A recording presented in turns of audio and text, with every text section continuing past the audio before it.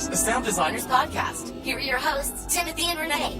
Hello and welcome to Tonebenders. I am your host today, Tim Muirhead. You can follow the podcast via Twitter at the Tonebenders. Our guests today are Erik Aadahl and Ethan Van Der Ryan. Together they are co-supervising sound editors on A Quiet Place, and together they were just nominated for an Oscar in sound editing. Congratulations, guys. Thank you. Thank you so much. Also nominated for Golden Reels and BAFTAs for the same film. If you don't know who these two are, their full backstory you can find by listening to Tonebenders episode 35, and you can hear us take a deep dive into A Quiet Place in episode 74. Welcome back to the show. Thanks so much. So how's it feel to be nominated for the Oscar for this film? We're super excited. We love this film. We're really proud of the sound work that we did. So yeah, it's thrilling to be recognized for it. So Black Panther, who you're up against, that film had a budget of $210 million. Now, A Quiet Place didn't. I think we can put it that way. It was much lower budget. So that's pretty amazingly wide swath to have two films in the same category where the resources were so vastly different. It really goes to show that you guys made the most of what you had. Oh, thank you. Yeah, no, we had to do quite a lot with very little.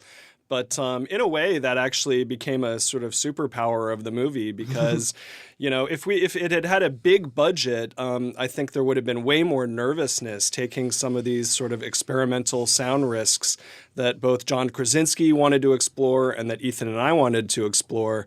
So in a way, it was kind of a gift that we were under the radar with the studio, and there wasn't too much time to second guess some of the choices we were making. And of course, none of us really knew that the film was going to be huge until we showed it finally to an audience at South by Southwest. And, we were felt vindicated. Man, the experiment worked. People loved the movie as much as we did working on it. So that it was a total thrill. So A Quiet Place has now obviously been out for many months, and it's now been released on home video and streaming. So it lives in a very different world than the perfectly sound-controlled theaters that it was originally meant for. Did you guys have any thoughts of that when you were working on it originally? Well, there was a near-field mix done for it, as there are basically on pretty much all movies. But, beyond that, we definitely thought of it when we were working on the film. And, the whole time we were working on it, we were thinking, okay, are we taking this too far in terms of how quiet we're making it? Being very conscious of the fact that the work we were doing was in a way going to force the audience to be very quiet in order for it to be effective. The fact that it worked as well as it did in theaters, which are obviously great sound environments, but are also filled with people who may be munching on popcorn or eating candy or, talking to each other or doing whatever, is definitely a downside to the theatrical experience, or a potential downside. And the fact that people were able to control themselves within theaters really gave us hope that in a home environment, people would be engaged enough in what was happening with the story and the film sound-wise that they would pay attention. And I think that's been borne out. Yeah, one thing that we encouraged people to do when it did come out for home video was, turn off the washing machine, don't have the dishwasher going, close the door to your living room.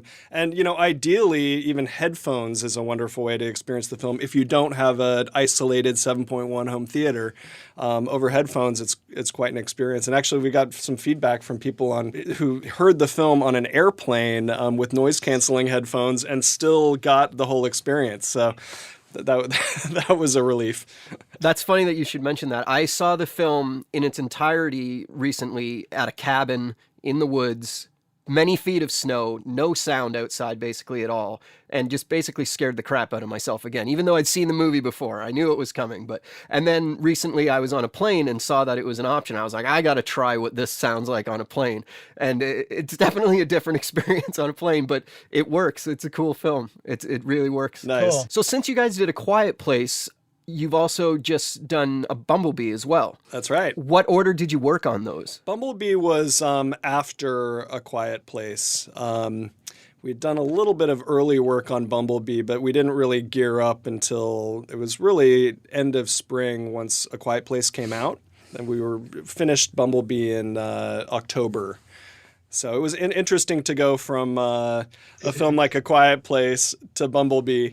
But it's funny, some of the principles do apply. You know, how in an action movie, you're always trying to look for contrast. And, you know, A Quiet Place is kind of the extreme version of that kind of sonic contrast and dynamic range.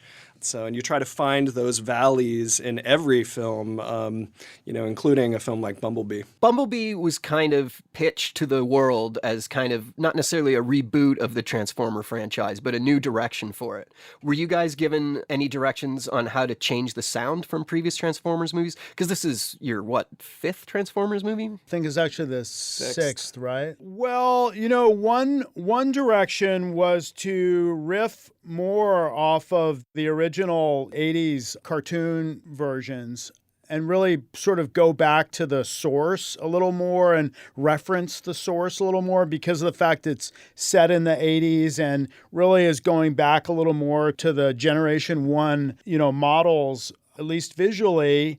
Sonically, we were sort of going to do the same thing. I would say that was really one of the main directions. And then, you know, the other thing, because it's such a different movie, and the fact that, you know, there's only really a few Transformers that we're following, and so it makes it a much more intimate. Definitely. So that sort of led us in the direction that we went in terms of really focusing on building character and building intimacy.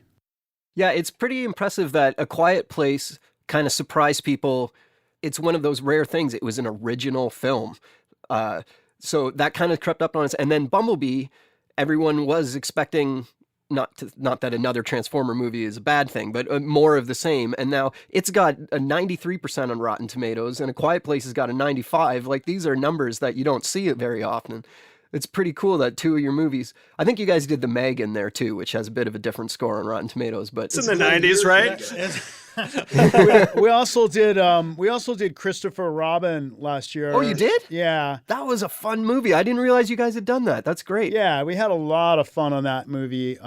Completely different movie as well. But, you know, that's one of the things we love about our jobs is that, you know, we get to go and do like completely different projects from project to project.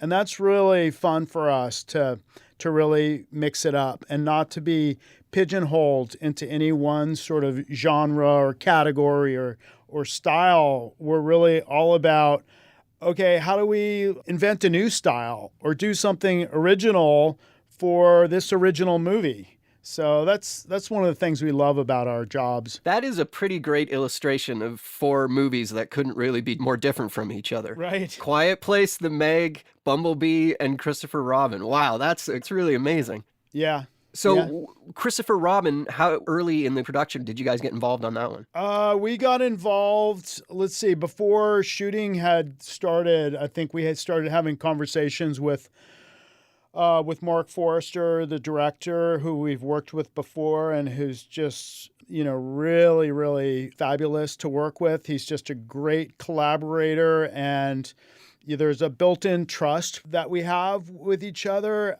that allows us to really explore. And so we had some early conversations, read the script, got very excited about it. Yeah, then we just really dove in once the shooting had finished and the cut was starting to come together. It was during production. They were shooting in UK. That we started getting requests for like the heffalump sound. We started designing Tiggers bouncing, those kind of sounds. Because Matt Chessie, the picture editor, was on location and starting to put together his assembly while shooting and needed those kind of sounds to get going and get the scenes up on their feet. I really love that film. I wish I knew that you guys had worked on that. I should have known that. I would have prepared some more questions for you. So in terms of A Quiet Place, you guys are kind of the flag bearers for the film at the Oscars. I think you're the only ones nominated from that film. Is that correct? Yeah, that's correct. Frankly, we were really hoping that it would get a little more love in some other categories, but we're glad at least we got a nomination. But But yeah, we would have definitely liked to see a little more love. Something that I think a lot of our listeners have never had a chance to be a part of is the idea of the movie studio doing a campaign to get you nominated. Are you consulted at all for that, or does it just happen?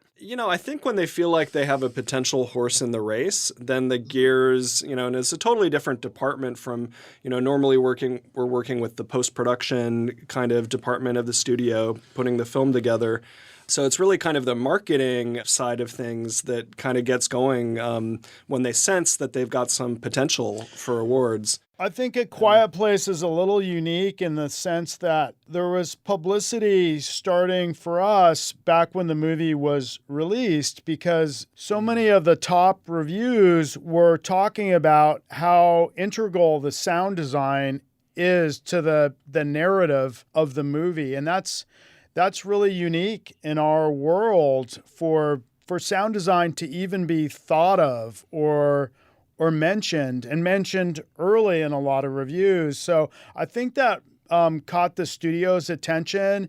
I think they realized that coming at the picture from a sound design point of view was actually a way into the movie and a way to sort of help expose it to the world, not specifically around awards stuff, but really about publicity in general for the movie. I guess my question is, do you get to approve these ads that go in the trade papers and stuff like that, or do you just wake up one morning and see it?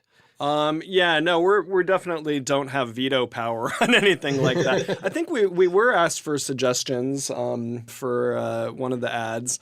That's kind of outside of our wheelhouse, so we leave that to the experts. But one thing we have been quite involved with has been, they've been setting up Q&As after screenings, and partnered with the MPSC and did a sound show about A Quiet Place, breaking down some of the design things that we did and creating the creatures and how we approach creating Regan's point of view, her sonic envelope. And so that's been kind of fun, getting out there and seeing how much interest there is from fellow sound people and beyond out in the world. Well, I wish you great luck with the awards at the various ceremonies coming up, and know that your nominations have all been highly deserved. And amongst the people that listen to this podcast and amongst sound people that I talk to, when that film came out, it was a topic of conversation like I don't know that I've ever really experienced before. Like, everyone that is involved in the sound community was like, have you seen A Quiet Place yet? Oh my God, oh my God. We'd like people to stop saying they've seen the movie, but say they've heard the movie. That's... Yes, good point. It was really awesome. I wish you guys luck, and thanks very much for sitting down with us again today. No, it was a pleasure. It was a total pleasure. Cheers. Thanks so much. Really appreciate it. Thanks for listening to Tonebenders. You can find us on iTunes, SoundCloud, and Stitcher. If you listen on iTunes or Stitcher, please write us a review while you're there. To support the show, go to tonebenderspodcast.com and click through our Amazon link or leave us a tip. You can also download and listen to our entire show archive there and leave a comment on our site or on SoundCloud. Keep up to date by following at the Tonebenders on Twitter or find Tonebenders Podcast on Facebook and YouTube. Email us with your questions and ideas at info@tonebenderspodcast.com.